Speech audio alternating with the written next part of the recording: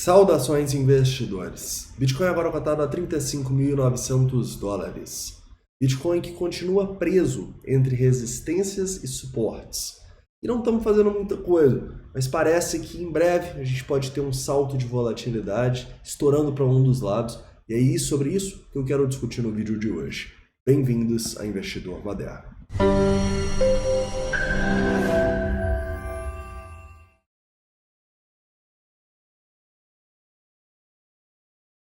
Investidores, hoje eu quero começar aqui no 4 horas já, tá? Falando um pouquinho sobre o que está acontecendo aqui no Bitcoin. Vamos falar um pouquinho sobre esse padrão aqui, o que a gente pode ver nas próximas horas e dias. Também quero destacar tempos gráficos menores para ver resistências e suportes nesse curto prazo.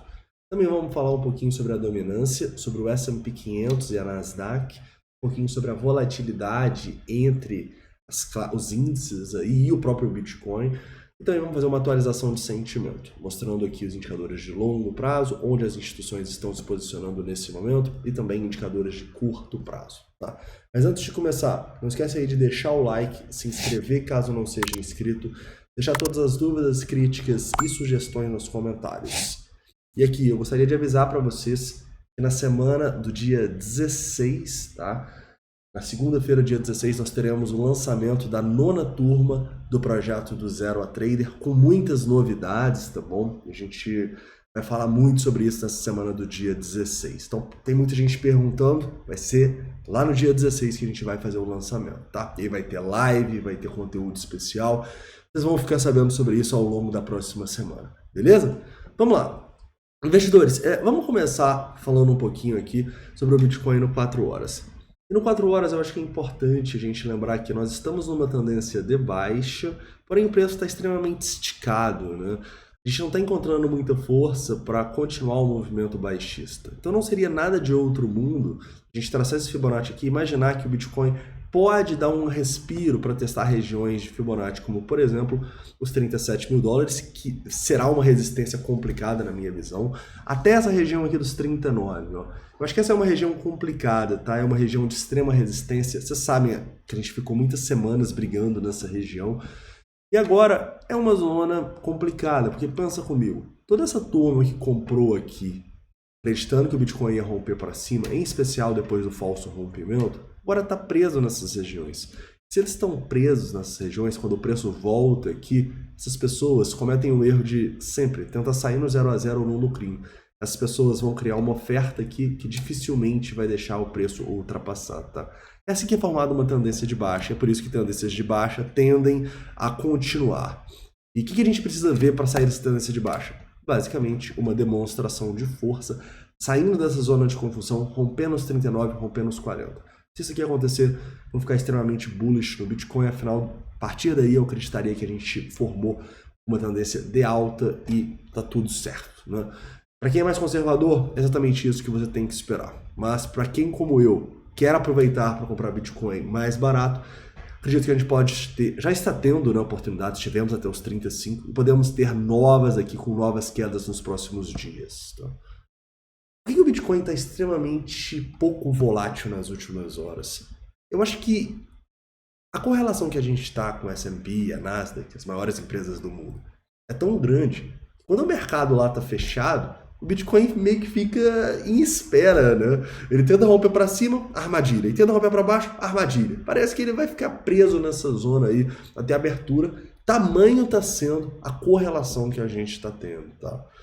É importante a gente discutir que essa correlação, apesar de ser algo que é comum aí nos últimos meses, eu acho que ela está um pouco mais forte ainda nesses últimos dias, né? A gente precisa entender que a correlação, ela funciona mostrando que os ativos tendem a ir para o mesmo lado, né? Sendo quando ele sobe ou quando ele cai. Mas a gente precisa entender o conceito de volatilidade aplicado a essa correlação.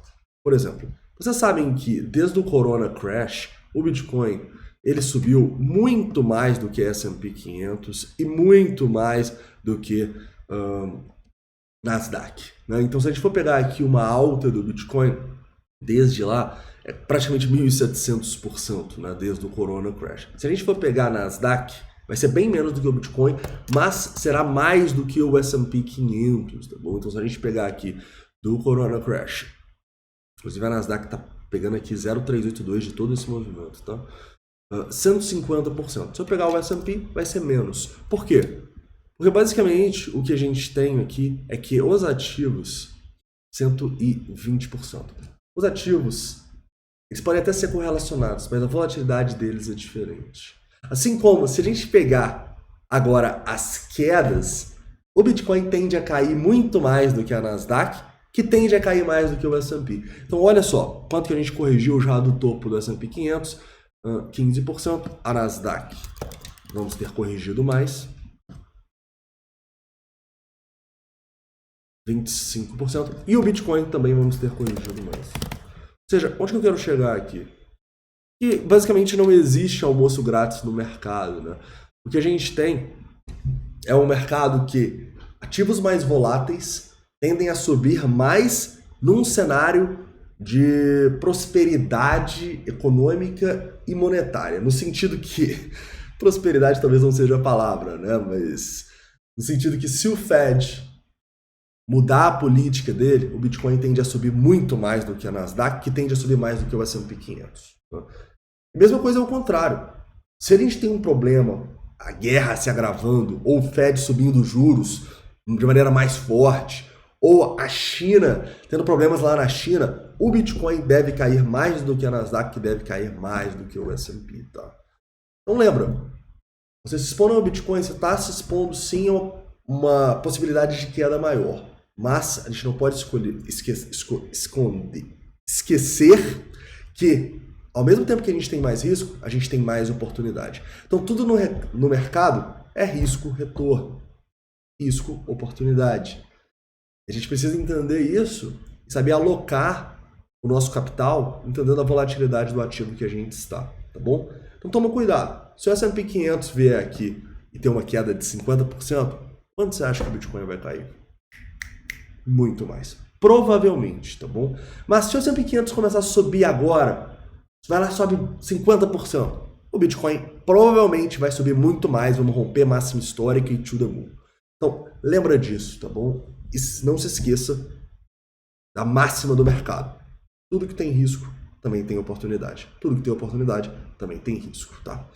Beleza. Então, continuando e entendendo isso, a gente sabe que a gente está extremamente ligado ao S&P 500 e à própria Nasdaq. Então, o que a gente tem aqui é um S&P 500 segurando no fundo de maio, tá? Mas tentando romper os fundos aqui da guerra. Então, perigoso, né? Se eu for olhar a Nasdaq, por exemplo, ela já rompeu, tá? Então, a Nasdaq, ela já rompeu os fundos da guerra e está, inclusive, rompendo os fundos de maio também, tá? Por quê? Porque é mais volátil, né? Essa volatilidade pode ser explicada pelo tipo de empresas que compõem o índice aqui da Nasdaq e o tipo de empresa do S&P 500, né? A Nasdaq são empresas mais de tecnologia. São empresas mais de tecnologia, são empresas muitas vezes mais voltadas para um crescimento. Se a taxa de juros aumenta, isso impacta no crescimento dessas empresas. Elas não vão conseguir pegar tanto capital para crescer mais. O valuation delas, como é um crescimento de longo prazo, ele também é descontado quando a gente pega os fluxos de caixa e desconta uma taxa menor na taxa de juros. Então é natural que a Nasdaq caia mais no cenário de incerteza que a gente está, e é natural também o Bitcoin. O Bitcoin é mais volátil, o Bitcoin nem tem fluxo de caixa, tá ligado? Então a gente tem que entender esses conceitos de volatilidade para a gente saber se posicionar bem nos ativos que a gente quer, né? Principalmente e, obviamente, no Bitcoin, tá? Então, toma cuidado com a Nasdaq tentando romper fundo e o S&P 500 brigando lá na região, tá? Se isso começar a romper fundo no domingo aí, quando abrir, ferrou. Provavelmente a gente vai ver o Bitcoin rompendo fundo também. Se a gente recuperar, provavelmente o Bitcoin sobe. E eu entendo que é até frustrante, né, pra gente depender tanto assim do S&P 500 e da Nasdaq. Mas eu acho que, sinceramente, a gente não tem que achar ruim, não tem que reclamar. A gente tem que trabalhar com as cartas que não são nos dadas, né? Então, eu não posso ficar só reclamando. Não, eu entendo que, principalmente no curto prazo, o Bitcoin está cheio de oportunidade, né? Pessoas comprando errado, pessoas vendendo errado. São essas oportunidades que a gente vai captar, mesmo entendendo a correlação. Tranquilo? Vamos lá. Então, continuando aqui, né? Falando um pouquinho aqui do Bitcoin no 4 horas. Como você sabe, estamos em tendência de baixa. Já vamos abaixar mais aqui para 15 minutos. pra gente ver, tá, beleza, a gente tem aquelas zonas de Fibonacci, o 0,382 tá nos 37 mil dólares, né? Então, basicamente, o que eu gostaria de ver para o Bitcoin lá testar essa região? Dois rompimentos. Primeiro, dessa linha de tendência aqui e o pivô acima da região dos 36.200 dólares, tá? Seria a primeira zona aqui que seria legal o Bitcoin romper. Depois, o pivôzinho desses topos aqui nos 36.500, tá? Esse rompimento deve levar a gente para cima dos 37. E aqui, de duas uma, ou a gente vai ter oportunidade de short, ou a gente vai realizar o nosso lucro. Provavelmente, né? Por que eu falo provavelmente? E se a gente começar a subir, com o Open Interest subindo e com o Long Short Ratio caindo, a gente não vai vender, basicamente, né? Só se tiver muita liquidação, mas a gente discute isso se o preço subir, tá? Então as resistências são essas aqui. Os suportes, a gente pode destacar 35.700 e o fundo, basicamente, tá? Então 35.700 e 35k. Se perder aqui, provavelmente a gente vai testar o fundo da guerra, 34 mil dólares, beleza? Levando em consideração também o sentimento, temos alguns pontos. Primeiro, continuamos em extremo medo, né? Nem caímos tanto, pensei que teríamos caído mais aqui com essas quedas, mas, extremo medo, galera, de duas uma, ou a gente está se expondo ou a gente está pensando em rebalancear a nossa carteira, tá bom? A gente acabou que não fez rebalanceamentos nos 38, nos 37, porque, se você voltar nos vídeos aí, a gente sabia do risco enorme de um long short ratio bizarro que estava lá, batendo na porta do suporte, né? Mas agora que a gente já está próximo de fundos de guerra e tal, eu começo a não me expor mais, tá? Não é uma exposição que vai me deixar preocupado, eu continuo falando aquilo que eu falei com vocês nos últimos dias. É uma exposição que, se o Bitcoin cair, nós estaremos felizes por comprar mais. Tá? Por que a gente ainda tem que ter uma exposição assim, não uma exposição grande ainda? Porque, na minha visão, a gente não tem motivos para acreditar que a gente formou um fundo global. Ou seja, um fundo que o Bitcoin vai sair daqui e vai romper os 40k. Primeiro, porque a gente não tem muita liquidação. Em nenhum dos pontos aqui a gente teve mais de 10 bilhões de dólares de liquidação. Segundo, a gente não teve vendas a mercado tão significativas. Terceiro, a gente está com o Open Interest na máxima histórica. Lembra, fundos globais normalmente são feitos com quedas fortes do Open Interest. E a gente está na máxima, porra. E a gente ainda tem mais de 3 longs para cada short com o Open Interest na máxima. Então, o risco agora, galera, na minha visão, é tremendo, tá? É um risco muito grande. Mas você lembra, se tem um risco muito grande, provavelmente tem uma oportunidade. Então a gente está vendo o mercado em extremo medo e ninguém falou que seria fácil comprar. Então são nesses momentos que a gente começa a se expor, começa a colocar o dedinho ali na água, ver, opa, vou começar a comprar aqui, mas vou ter caixa pra cacete para comprar mais embaixo. Porque o risco tá aqui. Open Interest na máxima histórica, long short rate acima de 3. Então não vai ser eu que vou chegar e vou colocar 20, 30, 50, todo o meu patrimônio aqui numa situação de que claramente a gente pode não ter encontrado o fundo ainda. Quando a gente encontrar o fundo, pelos nossos indicadores, obviamente, né, a gente nunca sabe se encontrou o fundo ou não, mas a gente tem métricas bem claras para determinar isso, a gente vai vir aqui e falar, estamos mais expostos no mercado agora, porque acreditamos num fundo, tá? Um fundo com liquidações muito grandes, tudo que eu falei aí para vocês. Correto? Então, sinal de risco, long short rate acima de 3, CVD subindo, open interest na máxima, terrível, né? Olhando aqui as instituições, a gente já tem predominância vendedora no 1%, tá? Isso é perigoso, porque a gente não está nem conseguindo passar dos 36 mais direito, e já tem 185 milhões de dólares de venda na região. Então isso aqui, galera, é terrível, tá? Levando em consideração os suportes, não temos grandes suportes. Tem 300 milhões de dólares até os 35, não que isso seja pouco, né? Mas perto do que a gente já viu aqui, isso aí é fichinha. E a gente tem mais ordem de venda até os 37 do que até os 35. Ou seja, realmente as instituições não estão tentando segurar o preço mais. Tem algumas aqui, né? Mas a maioria está fazendo pressão vendedora. Então a situação é tensa, tá? Eu manteria as exposições bem pequenas nesse momento. Eu acho que se você quer pensar numa entrada, cara, aos poucos nas liquidações aqui embaixo, igual a gente está fazendo, ou então aguarda esses rompimentos aqui com o sentimento melhorando. A gente vê o sentimento melhorando com os rompimentos aqui, primeira potencial entrada sua é essa, e quanto mais você esperar aqui, mais conservador é, tá? Detalhe, eu pensaria ou nos 36.200 ou nos 36.500. Não é uma entrada que eu vou fazer, tá bom? Porque eu já me expus aqui e eu já me expus aqui. Então o meu médio tá tipo aqui. Então eu não vou chegar e comprar acima do meu médio, saca? Eu pensaria, estou pensando, para quem está muito exposto, principalmente, para colocar um stop, tá? Talvez um stop nos 35.700 seja uma boa zona. Talvez um stop no fundo aqui. No fundo eu não gosto muito porque é muita armadilha, né? Mas talvez diminuir a exposição nos 35.700 para você conseguir comprar mais embaixo faça sentido, tá? Eu vou pensar nisso, apesar da minha exposição estar bem pequena. Olhando aqui o Trading Lights, a gente consegue ver por que, né, o book já está vendedor. Então a gente vê aqui, ó, 36.200, muita ordem de venda, 36.300 também, já ordens de compra, 35.500, 35.300. Estou tentando segurar esse fundinho, né? Mas nada de outro mundo. E repara que caminho livre abaixo, tá? Então isso aqui é bem perigoso na minha visão. Olhando aqui um pouco sobre o nosso VPVR de uma maneira um pouco mais visual e um pouco mais aplicável ao nosso trade system, a gente consegue ver aqui que... Tá vendo esse númerozinho aqui do lado?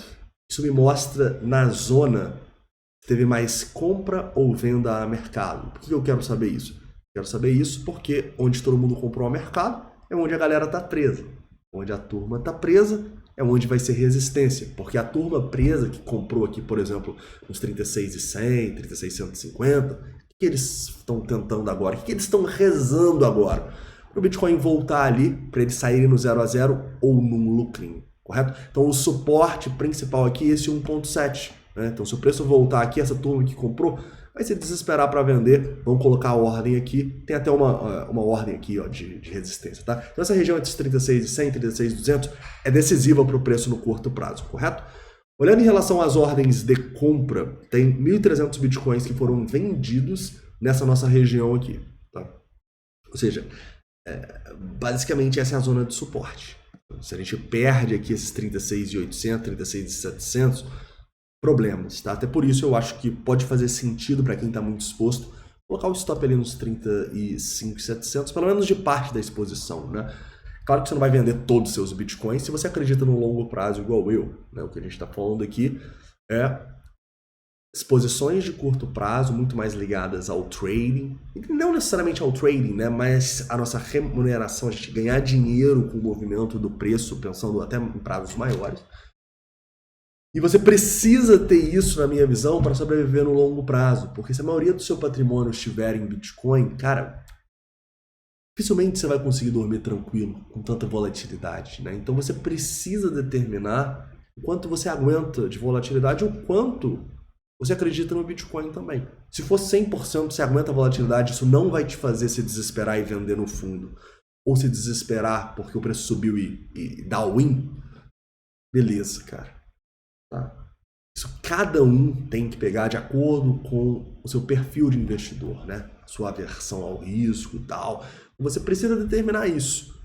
E eu poderia até passar alguns quiz muito interessantes que eu lembro da faculdade para vocês pegarem isso, mas eu percebi que principalmente quando a gente está em ativos tão voláteis como o Bitcoin, vocês precisam de fazer isso na prática. Então é só você ir no lar, enchendo a mão em Bitcoin e não conseguindo dormir 3 dias que você entende que colocou demais, né?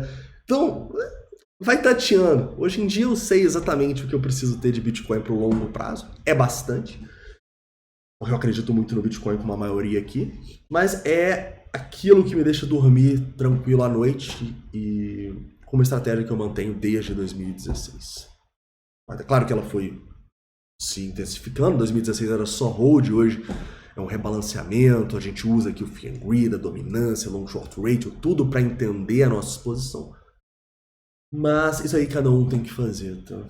Mas, inclusive, o projeto, uma das novidades, que a gente vai ter um curso voltado para investimentos de longo prazo. A gente vai falar muito sobre isso na semana que vem, e em especial na semana de lançamento do dia 16, Só para vocês entenderem, a gente também agora está olhando para o longo prazo, para o investidor, para passar o que eu faço no longo prazo com meus investimentos em Bitcoin. O que eu faço nessas exposições? Eu e toda a equipe de traders profissionais, tá? Então vem novidade legal aí na semana que vem e no lançamento do dia 16. Beleza? Então é isso, cara. Espero que tenham gostado do vídeo. Muito claramente aqui, rompeu os 36.200. Bom sinal para o Bitcoin no curto prazo. Romper a região dos 35.700, mau sinal. Beleza? Então é isso. Um forte abraço e a gente se vê de noite, se a gente tiver grandes movimentações, ou amanhã, antes de meio-dia. Tá? Então é isso. Um forte abraço e a gente se vê.